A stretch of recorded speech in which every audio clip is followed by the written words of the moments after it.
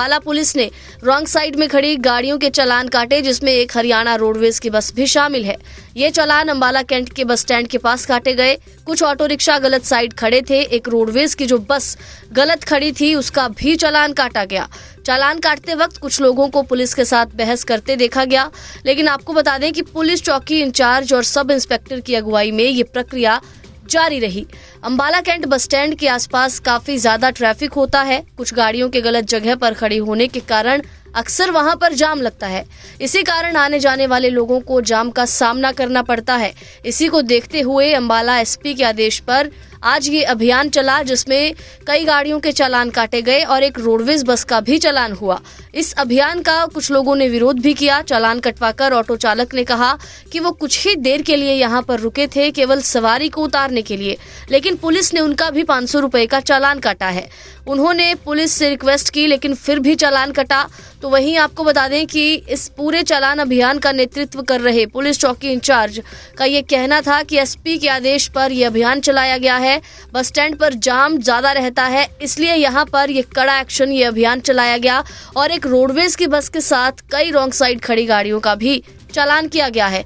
दूसरी खबर का रुख करते हैं तो राष्ट्रपति के दरबार में मंत्री अनिल विज की हत्या की साजिश का मामला पहुंचा है।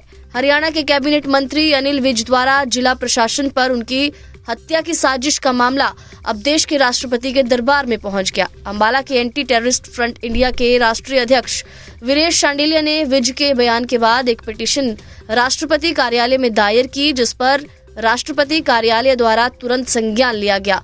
और आपको बता दें कि वीरेंद्र शांडिल्य की शिकायत को इलेक्शन कमीशन ऑफ इंडिया के मुख्य चुनाव आयुक्त राजीव कुमार को कार्रवाई के लिए भेज दिया गया। हरियाणा के कैबिनेट मंत्री ने बीते दिनों सार्वजनिक तौर पर यह बयान दिया था कि चुनाव के दौरान कुछ अधिकारियों ने उनके खिलाफ साजिश रची और उनको जान से मरवाने तक की इस साजिश को अंजाम दिया। इस मामले में जब अनिल विज से बात की गई तो कैबिनेट मंत्री अनिल विज ने खुद ये माना कि उन्होंने इस मामले की शिकायत आला अधिकारियों को कर दी है। रुक करते हैं अगली खबर का, जो अंबाला के स्कूलों से जुड़ी है। तो अंबाला के स्कूलों में सुरक्षित स्कूल वाहन पॉलिसी के तहत चेकिंग अभियान चलाया गया। कनीना हादसे के बाद भी, सरकार की लाख सख्ती के बाद भी अंबाला के स्कूल अपनी मनमानी करते नजर आ रहे हैं और छोटे बच्चों की जिंदगियों को दांव पर रखकर स्कूल बसेस चला रहे हैं। इसी के चलते अंबाला में बाल संरक्षण विभाग द्वारा शहर के विभिन्न स्कूलों में सुरक्षित स्कूल वाहन पॉलिसी के तहत चेकिंग अभियान चलाया गया। इस दौरान सेंट जोसेफ स्कूल की एक बस को सीज कर लिया गया। अन्य बसों में मिली खामियों को लेकर चालान किया गया। हरियाणा के गब्बर कहे जाने वाले मंत्री अनिल विज इन दिनों हरियाणा सरकार में परिवहन विभाग देख रहे हैं। इसके बाद से सभी अधिकारी और कर्मचारी अपने कामों पर दोगुना ध्यान भी दे रहे हैं। इसी कड़ी के चलते सुरक्षित स्कूल वाहन पॉलिसी के तहत अंबाला में हरियाणा बाल संरक्षण विभाग द्वारा सभी विभाग के अधिकारियों को लेकर शहर के कई स्कूलों का दौरा किया गया। इस दौरान स्कूल में रखी गई बसों को चेक किया गया। सबसे पहले विभाग की टीम शहर के सेंट जोसेफ स्कूल में पहुंची, जहां पर बस की चेकिंग की गई और इस चेकिंग के दौरान एक बस को सीज किया गया। बाकी बसों में मिली कमियों को लेकर चालान काटा गया है। कनीना हादसे को कोई नहीं भूल पाया, बावजूद इसके अंबाला में स्कूल प्रशासन के नियमों को ताक पर रखकर धड़ल्ले से उसकी धज्जियां उड़ा रहे हैं। इस बारे में ज्यादा जानकारी देते हुए बाल संरक्षण विभाग के अधिकारी ने भी कहा कि स्कूल सुरक्षित वाहन पॉलिसी के तहत स्कूलों में जो चेकिंग की गई है, फायर विभाग, डीईओ और अन्य विभाग भी इस दौरान मौजूद रहे हैं। सारे रिकॉर्ड्स को खंगाला गया है। बच्चों की सुरक्षा को देखते हुए सभी इंतजामात को चेक किया गया। आरटीओ अंबाला ने भी कहा कि सेंट जोसेफ स्कूल में चेकिंग की गई थी। इस दौरान स्कूल बस को सीज कर लिया गया है। बाकी बसों में मिली कमियों को लेकर उनका चालान किया गया। अगली खबर का रुख करते हैं। हरियाणा की विधानसभा का निर्माण विषय गंभीर है, जिसको लेकर सीएम नायब सैनी ने विधानसभा में इसके बारे में खुलकर बात की। हरियाणा की विधानसभा का ये जो निर्माण कार्य है, ये गंभीर विषय है, ऐसा कहना है हरियाणा के मुख्यमंत्री नायब सिंह सैनी का। चंडीगढ़ में हरियाणा की विधानसभा का निर्माण का जो विषय है, इस पर सभी पार्टियों को राजनीति से ऊपर उठकर एकमत होकर अपनी बात रखनी चाहिए। मुख्यमंत्री नायब सिंह सैनी ने कहा कि ये जो विषय है ये गंभीर है और हरियाणा विधानसभा में चंडीगढ़ में हरियाणा की नई विधानसभा के निर्माण के विषय पर चर्चा जब चल रही थी उसी दौरान सीएम ने कहा कि चंडीगढ़ में हरियाणा की जो विधानसभा का निर्माण है ये काफी जरूरी विषय है और इस पर पार्टियों को राजनीति नहीं करनी चाहिए बल्कि सबको एकमत होकर आगे आना चाहिए और अपनी बात रखनी चाहिए। इस विषय के पर विपक्ष के सदस्यों ने कहा कि हम सरकार के साथ हैं, मुख्यमंत्री अगुवाई करें, सभी दल इकट्ठे होकर अपनी बात रखेंगे।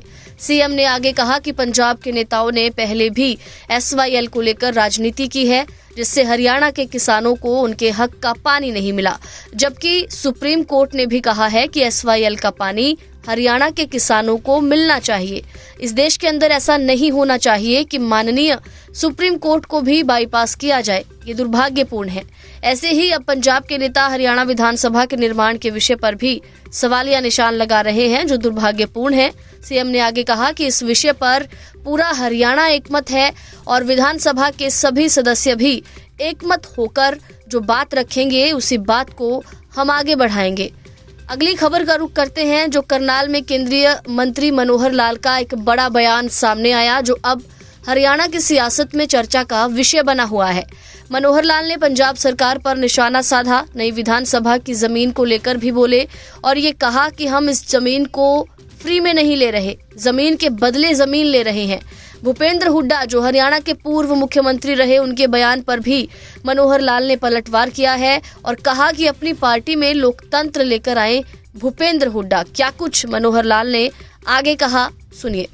जमीन के बदले जमीन उसकी ऑफर की गई थी और उसकी प्रोसेस चल रही है और उसमें पहले वन विभाग की क्लियरेंस नहीं मिल रही थी, वन विभाग की क्लियरेंस मिल गई है और जो ज़मीन हरियाणा को ने डिमांड की है उसके बदले में पंजाब ने चंडीगढ़ ने कहा कि हमको इसके बदले में 10 की बजाय 12 एकड़ ज़मीन चाहिए, तो 12 एकड़ का बात हो गई है। दोनों चीज़ें लगभग वर्बली तय हुई हैं लेकिन फाइनल उसका जो होना है एग्रीमेंट वो भी होना शेष है। इसमें पंजाब के लोगों को आपत्ति करने की आवश्यकता नहीं है। मेरा स्वयं सुझाव मैंने दिया था मान साहब को भी, जैसे आगे जा करके विधानसभा हमारी छुट्टी पड़ने वाली है। इस विधानसभा में आज 90 की संख्या है और डीलिमिटेशन के बाद ऐसा संभावना बताई जा रही है कि 126 संख्या हो जाएगी। वहाँ तो 90 लोग ही बड़ी मुश्किल से बैठ पाते हैं।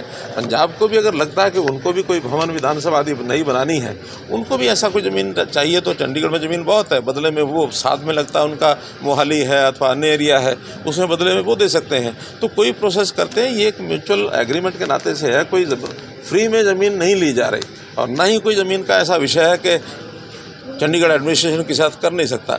चंडीगढ़ एडमिनिस्ट्रेशन ने पहले भी इस प्रकार की ज़मीनें बेची भी हैं, बदले भी किए हैं। सारा विषय है ज़मीन का बदला ज़मीन से हो रहा है, कोई वैसा फ्री ले रहा है ऐसा नहीं है। प्रतिपक्ष जो भूपेंद्र सिंह हुड्डा है उन्होंने कहा है कि बाप बेटा जो आप लोग कटाक्ष करते हैं अक्सर, उन्होंने कहा कि हम स्वतंत्रता संग्राम से जुड़े हुए व्यक्ति हैं, मेरे पिताजी स्वतंत्रता सेनानी रहे।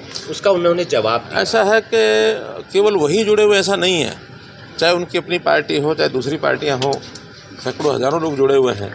इतना ही हमारा कहना है, उनको सुझाव है वो करें जो मर्जी, उनकी अपनी पार्टी जो मर्जी करें, लेकिन सुझाव ये है कि पार्टी में लोकतंत्रता लेकर के आए। लोकतंत्र इस नाते से अन्य लोग भी पार्टी में आगे आएंगे तो उनकी पार्टी को बढ़ावा मिलेगा, लोकतंत्र मजबूत होगा। अगर ये बापू बेटा की पार्टी जो कहते हैं लगातार उससे वो नहीं हटते हैं और अडिग रहते हैं, हमें उसकी हानि नहीं है, हमको हानि नहीं है, क्योंकि लोगों को ही लगता है कि ये जैसे राजा महाराजा होते थे, एक वंशावली जो राज करती थी, राजा का बेटा राजा, उसका बेटा राजा, ये अगर इस प्रकार से आज लोकतंत्र में कोई भी पार्टी चलाएगी तो वो पार्टी नुकसान में रहेगी। केवल कांग्रेस का ही विषय नहीं है, ये सब पार्टियों के लिए हमारा कहना है कि कभी भी एक परिवार की कोई अगर संस्था पार्टी बन के चलती है तो लोकतंत्र में उचित नहीं होता।